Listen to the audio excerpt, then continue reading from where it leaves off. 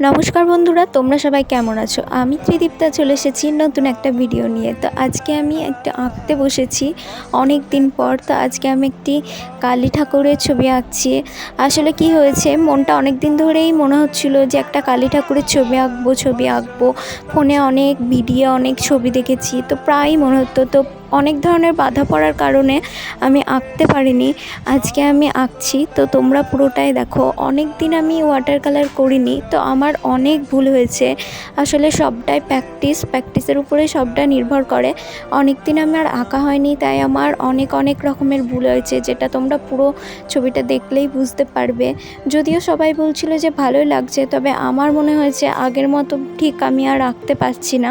তো যত প্র্যাকটিস করব ততটাই সুন্দর হবে। তো তোমাদের কেমন লাগলো তোমরা অবশ্যই জানিও। আর যদি ভালো লেগে থাকে তাহলে আমার ভিডিওটাকে একটা লাইক করে এবং চ্যানেলটাকে সাবস্ক্রাইব করে পাশে থেকে